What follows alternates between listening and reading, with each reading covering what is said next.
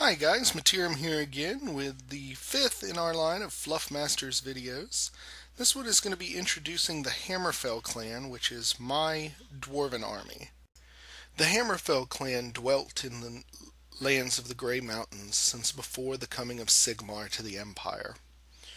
Ruling that mighty range from their northern citadel, Karak Nor, the Hammerfell dwarves provided a source of stabilization in a realm that was all too often fraught with chaos. This was ended, however, 150 years ago, when the forces of the Snowmane tribe laid siege to Karaknor. Facing an overwhelming threat empowered by dark magic, Lord Hammerfell knew that his people were doomed. In a last-ditch effort to provide escape for the women and children, Lord Hammerfell and his strongest warriors marched out of the keep itself and faced the might of the Snowmane tribe in open combat. During this battle, all of the elders were slain, excepting Lord Hammerfell himself, who was dragged before the skull-taker of the Snowmane tribe and sacrificed to the dark god Khorne. This sacrifice allowed the skull-taker to be elevated to demon princehood. The tribe's young and women, supported by only 2 elders, managed to escape through the lower tunnels and travel south, where they set up a home in a small, unnamed gold mine at the southern edge of the peaks. This would be where they would regain their strength and work to one day reclaim that which was lost. This is Doran Oathkeeper, Prince of the Hammerfell and leader of his small clan. Named Oathkeeper because as a beardling, his father, the last Lord Hammerfell, swore him to the protection of the clan and to return one day and retake Karaknor.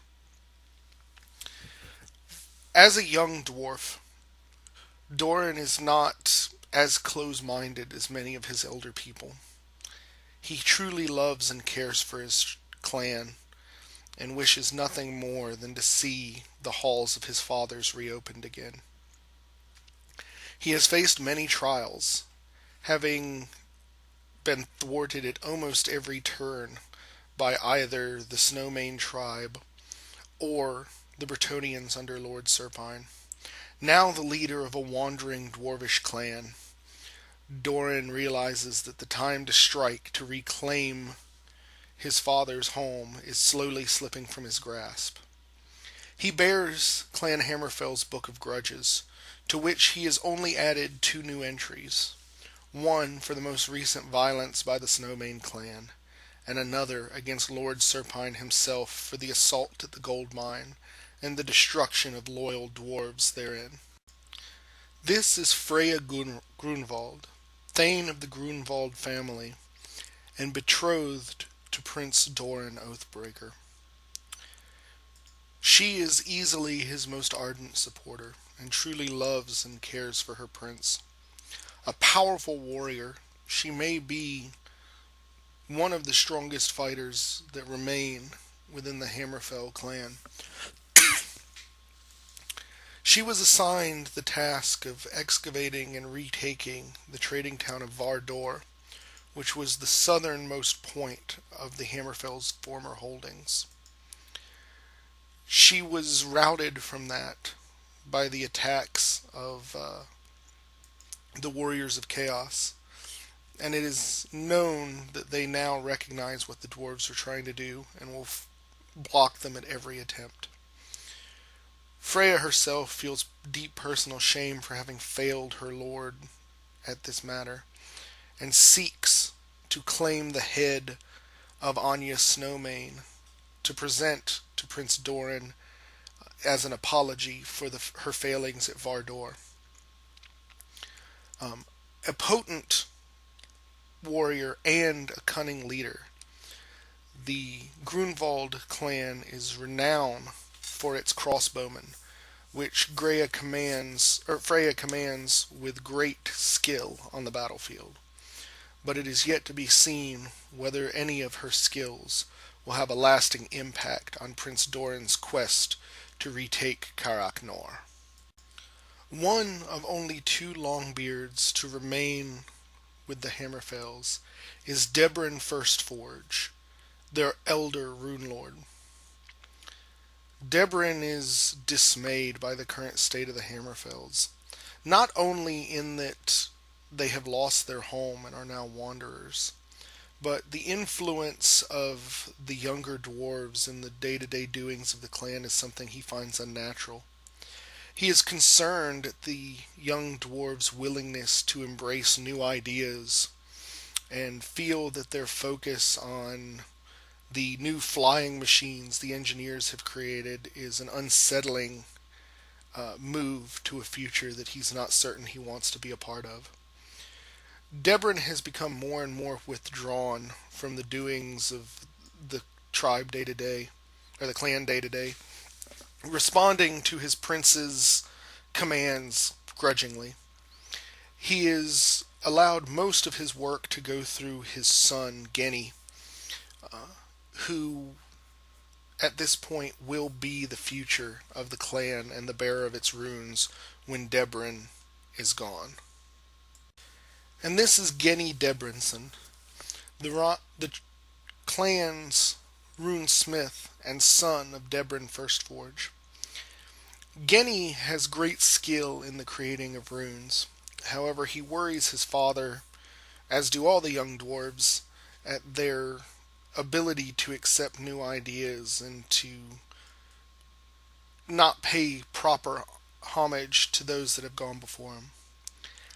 Genny is obsessed with engineering runes, and particularly has focused himself on attempting to find some way to utilize the runes on the new gyrocopters and bombers that the Clan Hammerfell has been created.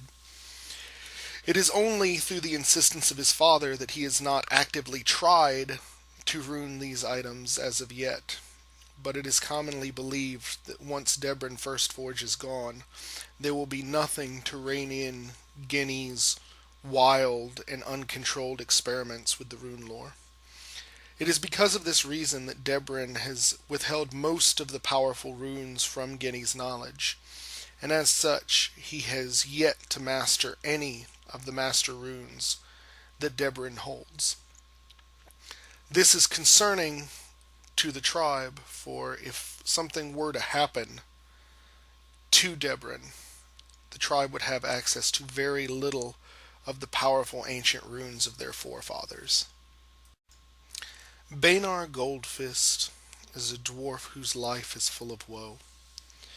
One of the oldest of the children, Bainar was forced to flee as his entire family, the Goldfists, stood side by side with Lord Hammerfell at the destruction of Carak Nor. Now bereft of family, it was commonly believed that Bainar would take the Slayer's oath. When asked, he said that such things were selfishness, and that he dedicated his life to service to his prince. As such, he has become Prince Doran's personal standard bearer. A dour even for one of the bearded folk, Bainar speaks rarely and prefers to let his unmitigated skill for violence speak for him. He very rarely wields weapons other than the standard itself, utilizing its staff to break any who try and take the flag from him. Here is Herek Skullbane, a mighty slayer. Though he is not truly a member of the Hammerfell clan, he is one of their closest allies outside of the family. A wandering slayer, Herek is the only remaining survivor of the Coldhewer clan, which was wiped out nearly to a man by the Snowmane tribe. That shared hatred is what has allied him with the Hammerfells. He acts in many ways as a scout and a military advisor to Prince Doran. He and Prince Doran have a friendly rivalry, as neither pretend to respect the martial skills of the other, though their friendship is deep, lasting, and frankly uncomfortable to many of the members of Doran's closest circle that he would come to trust a dishonored slayer so closely. But Prince Doran is a loyal friend and would in fact stand beside Herrick if ever he was asked to do so. And finally, we have Karad Greywhisker. Karad was the oldest of the Longbeards who traveled with the children when they left Carac Nor. The oldest friend to Freya Grunwald's father. He served as that family's standard bearer for several centuries. However, he met a mysterious fate during the Battle of Vardor. His body was never recovered, and it was uncertain as to whether he was killed in battle or taken as a slave of the Foul Snowmane tribe. High on her list of grudges is finding Karad and punishing those who have either killed him or taken him captive. As such, even the mention of Karad's name can drive Freya into a near frenzy of activity. So, there we have the elder personages of the Hammerfell clan and what has brought them into being at this point in the narrative.